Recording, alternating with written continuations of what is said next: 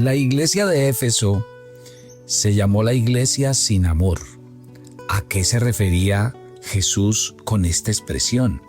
¿Quiénes fueron los efesios y por qué está dirigida esta carta en los términos como el Señor se la redacta a todos ellos?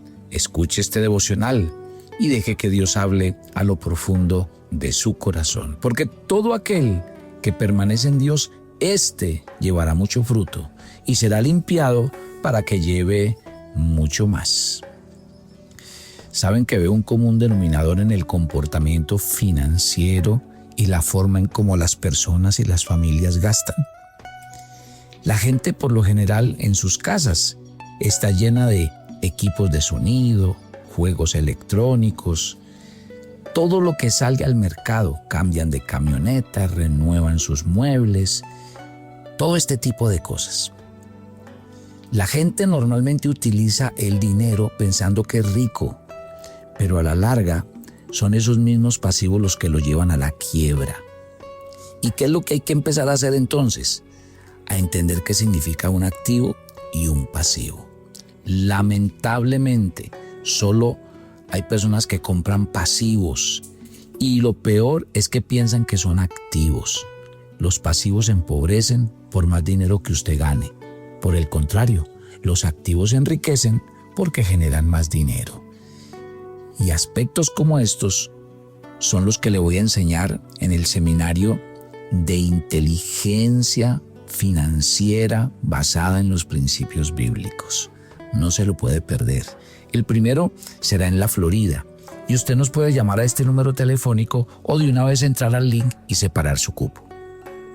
786-547-2917. Este es el número de la Florida para el día 10. Recuerde que los cupos son limitados, o sea que usted debe entrar al link, separar su cupo para que no se pierda la oportunidad de estar en un seminario todo un día aprendiendo estos principios maravillosos. El 17 estaremos en Atlanta y el 24 en Nueva York, así que muy atentos. Entremos a la estructura que les dije que íbamos a hablar de cada una de las iglesias. Les dije a ustedes que con cada una de las iglesias íbamos a hablar de quiénes eran los destinatarios, cómo se presentó Jesucristo a cada una de las iglesias, qué llamado de atención, qué recomendación y qué promesa le dio Dios a cada una de las iglesias. Entonces, los destinatarios, pues son la iglesia de Éfeso. La historia está en Apocalipsis capítulo 2, desde el versículo 1. Escribe al ángel de la iglesia en Éfeso, el que tiene las 7 estrellas en su diestra, el que anda en medio de los 7 candeleros de oro, dice esto.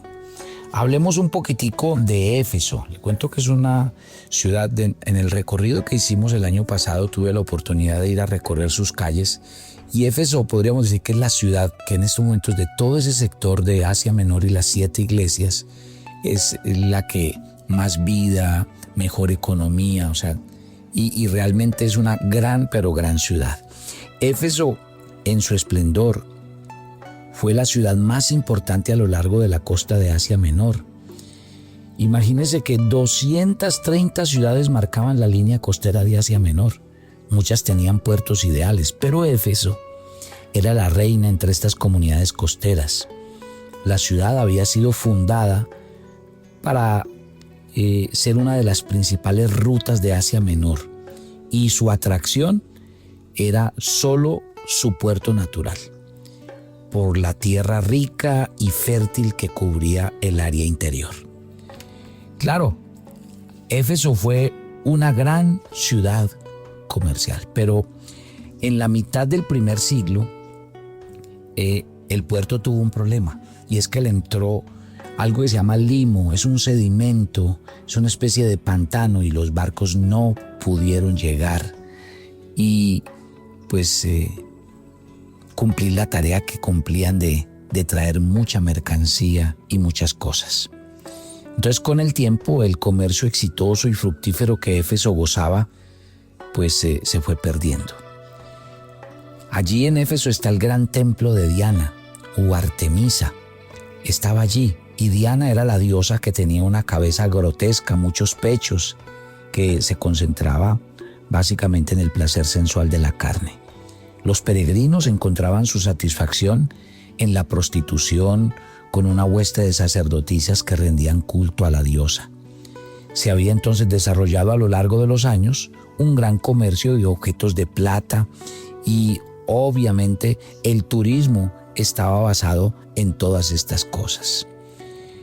Pero Éfeso, por el problema de su puerto, cayó y como resultado se convirtió en una ciudad agonizante. Hay una historia donde Pablo se encontró a unos hombres en Hechos 19, dice que eran de Éfeso y les preguntaron acerca del Espíritu Santo. Ellos no tenían ninguna idea del Espíritu Santo, ellos hablaban solo del bautismo de Juan. Pero luego Pablo se puso un desafío y dice la Biblia que comenzó a enseñar en las sinagogas. Lo hizo por espacio de 3 meses, pero los judíos estaban endurecidos y se negaban a creer, murmuraban en contra del mensaje. Por lo tanto, Pablo trasladó a la iglesia a la escuela de un filósofo, se llamaba Tirano. Allí predicó a Cristo durante 2 años completos. El Señor allí obró muchos milagros y la iglesia de Éfeso vio milagros asombrosos, la evidencia del poder de Dios sobre la vida de Pablo. Esto hablando de los destinatarios. Esta era la iglesia, una iglesia que obviamente empezó a través de la predicación de Pablo a oír, a convertirse, pero ojo con el trasfondo que les dije ahorita. Venían de una sociedad altamente contaminada por el sensualismo, por la prostitución y por muchas prácticas sensuales que tenían que ver con la carne. Ahora hablemos de Jesucristo en la carta a los Efesios. Dice la Biblia en los versículos 2 o 3 que Cristo se presenta allí como el que anda en medio de los 7 candeleros de oro, el que está en medio de ellos y dice: yo conozco tus obras. Miren, hay esperanza mientras haya luz. Hay esperanza mientras Dios camine entre nosotros. Y cuando Jesús se le presenta a la iglesia de Éfeso, le dice: yo estoy en medio de vosotros y yo soy esa lámpara, esa estrella y ese candelero que brilla en medio de ustedes. Yo sé que pueden haber errores, situaciones, pero mientras haya luz, uno siempre tiene la esperanza de que esa luz le haga ver a uno sus errores, sus problemas, sus dificultades. El problema es cuando uno cae en tinieblas y lo vamos a ver al final del estudio de esta iglesia. 5 cosas ve el Señor en la iglesia de Éfeso. En primer lugar, le dice que admira y ve su obra y su arduo trabajo para el Señor. O sea, esta es una iglesia que no era perezosa, era una iglesia que trabajaba, servía, honraba a Dios y estaba completamente diligente en el trabajo de la obra del Señor. Porque si hay algo en lo que no puede caer la iglesia es en la pasividad, en la zona de confort, en ser una iglesia que se dedica a sus cultos internos, a sus miembros internos y no hace absolutamente nada por alcanzar la obra y el evangelio. En segundo lugar, le dice: sé que tú soportas con paciencia. Y ojo, mire que les acabé de decir que ellos vivían en un ambiente de mucha tentación y de muchas pruebas. Pero esta iglesia fue rápida en estudiar y proclamar el evangelio y en ministrar a los necesitados, porque ellos sabían que se requería de mucha fuerza para avanzar en medio del ambiente tan difícil en el que se movían. En tercer lugar, era una iglesia que dice que no toleraba a los malos. Y esto se refiere al pecado, la maldad, a los hombres que en medio de esa ciudad eran corruptos y contaminados y que vinieron precisamente a hacer que el evangelio pues tuviera mucha oposición. La iglesia no podrá soportar el pecado, la vergüenza, la suciedad, todo lo que hay alrededor del mundo. Y yo creo que la iglesia de Éfeso en eso fue clara: no tolerar a los malos. En cuarto lugar, dice que la iglesia aprendió a que tenía que probar a los predicadores, a los maestros, y la iglesia se encargó de rechazar a los falsos. Ahora piensen en esto. ¿Se acuerdan que les hablé ayer de las iglesias y les dije, si hay algo importante en una iglesia, es que tengamos el discernimiento espiritual de saber dónde estamos, que estudiemos las escrituras? A veces hay iglesias donde se abusa de la gente, donde se les enseña cosas que no están escritas en la palabra de Dios. El problema no es solamente del que abusa, el problema es del que se deja abusar por ignorancia. Por eso una y otra vez la Biblia nos invita a estudiar las escrituras, y la iglesia de Éfeso se encargó de eso, de probar y rechazar a los falsos maestros. Y acuérdense que yo les he enseñado en este devocional que hay una característica del fin de los tiempos, y es que van a aparecer cada vez más falsos maestros. O sea que hay que conocer la Biblia para poder reconocer a los que son y no son. Ahora, el quinto punto resume los 4 anteriores. El Señor le dice a la iglesia de Éfeso: admiro tu arduo y fuerte trabajo para el Señor y para la obra, que soportas con paciencia la tentación y la prueba, que no toleras a los malos, que pruebas y rechazas a los falsos maestros. Y al final, en la quinta, es porque todo por amor a Cristo. Todo porque Cristo debe ser el centro y realmente es el punto de evaluación más importante. ¿Está claro? Entonces, ¿por qué el nombre de Cristo? Ellos lo hicieron todo, trabajaron y obraron para el Señor, toleraron pacientemente por el Señor, no soportaron ni trataron con el diablo por el Señor, y probaron y rechazaron a los falsos maestros por el Señor. Y así es que tenemos que hacer nosotros. Dentro de eso, el Señor les hace un llamado de atención. Siendo una iglesia que tuvo las características que tuvo, el Señor les dice: bueno, pero sí tengo contra ustedes que ustedes han perdido el primer amor. Versículo 4. Y por eso les hablé al comenzar de este devocional por qué esta iglesia es tan importante. Habían perdido el primer amor. Ese amor cuando uno conoce a Dios y se apasiona, quiere conocer la Biblia, quiere orar y no quiere salir de la iglesia, quiere que todo sea edificación. Pero, hombre, eso se pierde. Ahora, en ese contexto es importante estudiarlo. ¿Y por qué me parece tan importante estudiar la falta de amor? Porque es que ya mire lo que el Señor le dijo. Si esta era una iglesia tan activa, si era una iglesia que tenía discernimiento, si era una iglesia comprometida, ¿cómo es esto de que esta iglesia no tenía amor? Tremendo. O sea, quiere decir que uno puede vivir la vida cristiana sin tener realmente pasión, convicción y estar haciendo las cosas con la motivación correcta. Pues según el estudio de esta iglesia, sí. ¿Por qué? Porque ellos no estaban teniendo un compañerismo personal con Cristo. Ellos ya no estaban tan apegados a Cristo como lo habían estado. Sí, ellos ya no amaban al Señor, lo que les generaba la convicción que tenía que hacer. O sea que la conclusión es que uno puede terminar haciendo las cosas de manera rutinaria. Que uno puede terminar haciendo las cosas porque ya está enseñado a hacerlas. O sea que es fácil que mucha gente hoy esté yendo a la iglesia porque ya se acostumbró a ir a la iglesia. Que muchos de pronto oren, busquen a Dios, hasta den sus ofrendas, pero lo hagan de manera tan automática que han perdido la esencia, que han perdido lo que realmente vale la pena en el Señor. Porque si el Señor demanda algo de nosotros, demanda es que lo hagamos de corazón, que lo hagamos para la gloria de Dios. Dios no quiere gente haciendo cosas porque ya está acostumbrado a hacerlas. Dios quiere hijos que realmente estén apasionados por Él, que disfruten de Él, de su presencia, que disfruten de la alabanza y la adoración, que disfruten de congregarse y compartir con otros, que disfruten de ir a llevar el evangelio y las buenas nuevas a las personas que están a su alrededor, que disfruten, porque eso es lo que muestra que realmente estamos apasionados por Cristo y por su obra. Ahora, cuando el Señor les dice a ellos, ustedes han perdido el amor, mire que en el versículo 5 que les dice, arrepiéntanse. Y esto es muy importante. Miren por qué. Porque dice, para arrepentirse lo primero que usted tiene que hacer es mire de dónde ha caído. Si Dios a usted lo ha bendecido, lo ha prosperado, le ha ido bien, pues mire quién es el que lo ha llevado hasta allá. Mire de dónde lo sacó el Señor. Mire el estilo de vida que usted antes llevaba. Entonces, arrepiéntase pensando en la obra maravillosa que el Señor hizo en su vida. Segundo, La mejor manera de arrepentirse es alejarse de aquella cosa que me apartó de Dios. Porque si a usted lo apartó de Dios, las relaciones que usted vive en el mundo con personas del mundo, pues entonces por ahí donde empieza el arrepentimiento.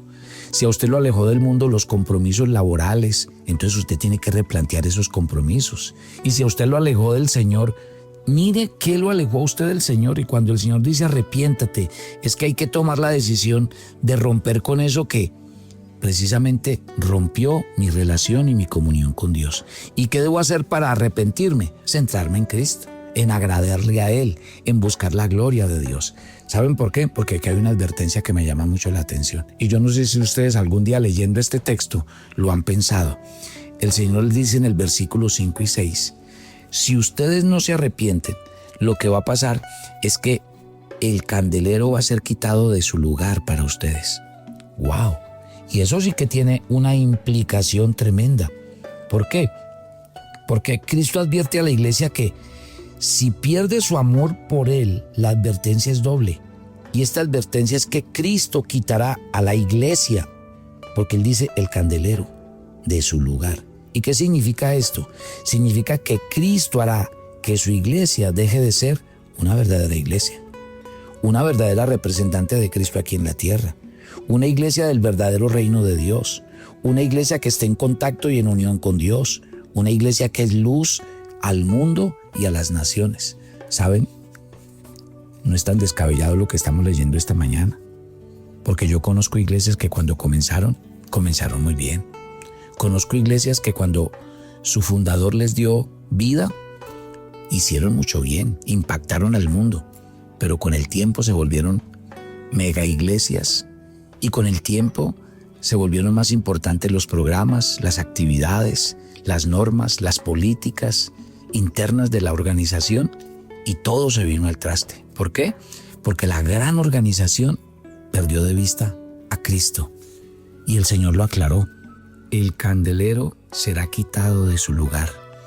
O sea que una iglesia quitada por Cristo significa que no es una iglesia verdadera, que no es parte del reino de Dios, sino de este mundo, que no está en contacto en la unión con Dios, sino que está en contacto con la unión de este mundo, que no es una verdadera luz y contacto con el mundo, es una luz y un testigo falso respecto del mundo. ¿Cómo termina esta iglesia? A esta iglesia el Señor termina dándole una recompensa. Si permaneces hasta el final, entonces te daré a comer el árbol de la vida. Mi querida familia, piensa esta mañana en el lugar donde nos encontramos. ¿Qué quiere decirle Dios a nuestro corazón con esta iglesia? Vuelva a escuchar este devocional y recuerde, esa iglesia de Éfeso tiene algo de mí. Esa iglesia de Éfeso me representa en algo a mí. Todo lo que Dios vio, analizó, llamó la atención, corrigió, también tiene algo para mí. Y eso es lo que yo tengo que buscar en este día. No deje que simplemente la oscuridad y las tinieblas desvanezcan la verdad de Dios. Deje que esta mañana Dios hable a lo profundo de su corazón, porque a lo que nos va a llevar el estudio de las 7 iglesias es a determinar cómo está mi vida, mi relación con Dios y con la institución aquí en la tierra. Tome su agenda devocional para el día de hoy. Hoy es el día 119 en su agenda y usted va a leer 2 de Samuel capítulo 7. ¿Quién le dio reposo de sus enemigos a Israel? Porque Dios había caminado entre la tienda y el tabernáculo. Y una pregunta personal. Piense por un instante, ¿qué quisiera hacer usted con el propósito de honrar al Señor? ¿Podría usted sentir gozo con que sea alguien después de usted que lo cumpla? Padre, gracias por esta mañana. Que podamos hoy acercarnos a ti con una petición. Y es que no nos pase como la iglesia de Éfeso, que terminó haciendo muchas cosas pero había perdido la esencia. El amor, la pasión, el verdadero sentido de lo que significa ser un hijo y una hija de Dios. Permítenos entender que detrás de la lección de cada iglesia hay una lección para mí en lo personal. Y permíteme en esta mañana, Señor, reflexionar y pensar qué es lo que tú tienes para mí ¿Y qué es lo que yo debo hacer? Corregir. Gracias, Padre, por cada oyente de Maná. Que tu bendición repose sobre todos, que tu gracia los alcance a todos. Gracias por oír esta oración y gracias por estar con nosotros en Cristo Jesús. Amén y amén. Y yo los espero mañana en otro tiempo devocional. Bendiciones para todos.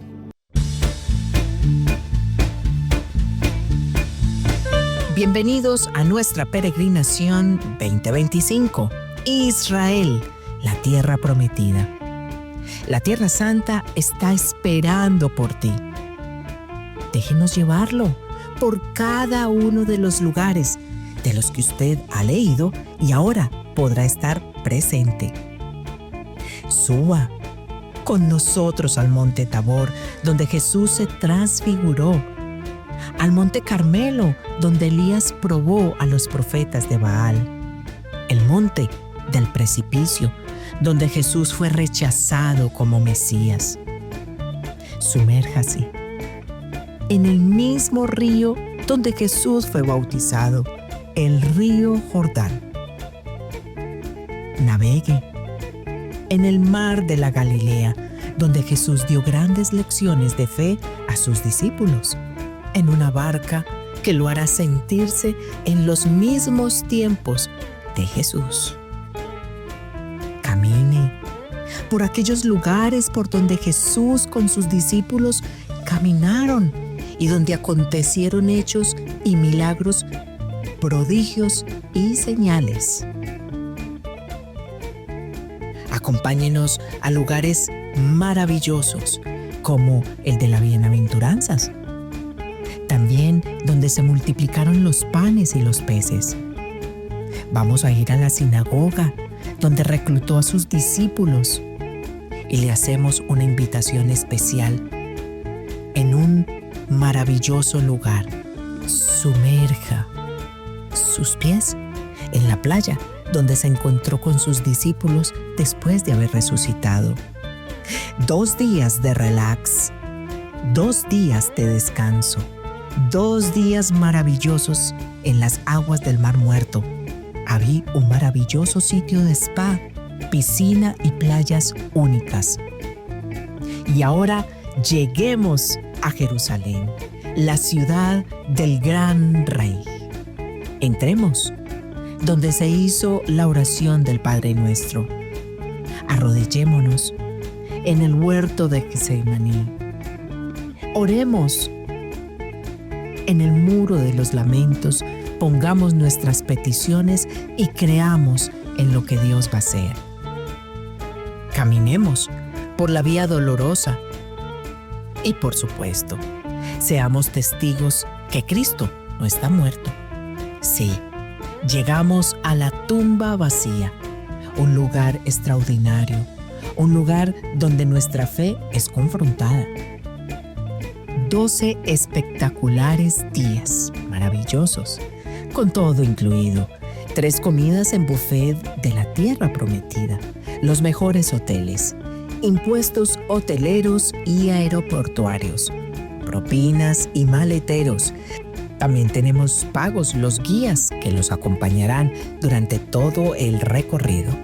Nuestras fechas, 20 de octubre a 1 de noviembre, más 57 300 429 8001. Venga, vaya con nosotros a Jerusalén.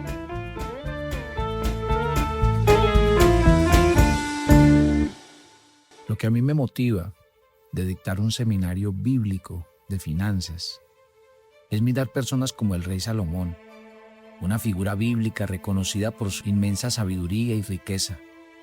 Nos deja un mensaje poderoso en Proverbios 8:18. Las riquezas y la honra están conmigo, riquezas duraderas y justicia. Y ese versículo nos invita a explorar una visión diferente del éxito financiero, una que no depende de un empleo, sino de la sabiduría y la diligencia. Imagina un camino que no está limitado por un salario fijo o por las oportunidades que otros nos ofrecen, sino un camino donde usted es el creador de su propia riqueza, donde la verdadera libertad financiera no se encuentra en un trabajo, sino en cómo aplicas la sabiduría de Dios a tus decisiones diarias.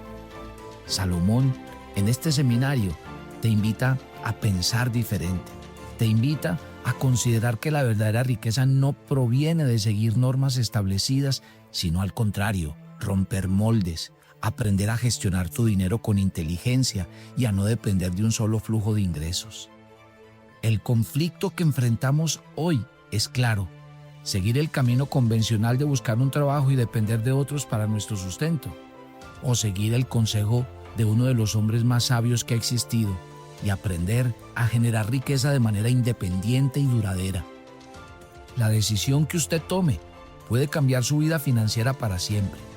No busque trabajo, busque sabiduría y el dinero lo va a seguir. No pierda la oportunidad de descubrir en este seminario cómo aplicar la sabiduría de Salomón en su vida y alcanzar la libertad que siempre ha soñado.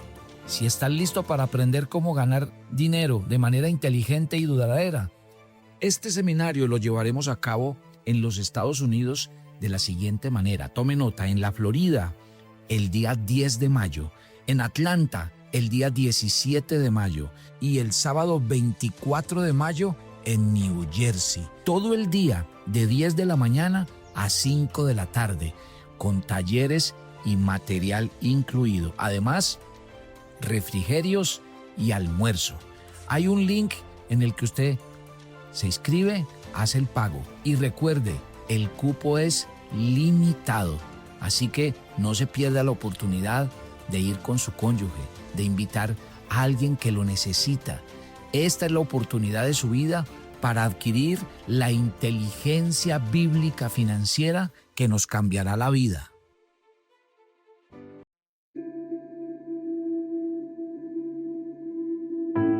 Muchas, pero muchas gracias, familia Maná. Hemos recibido sus aportes, lo seguimos haciendo y créame que estamos agradecidos y cumpliendo la tarea.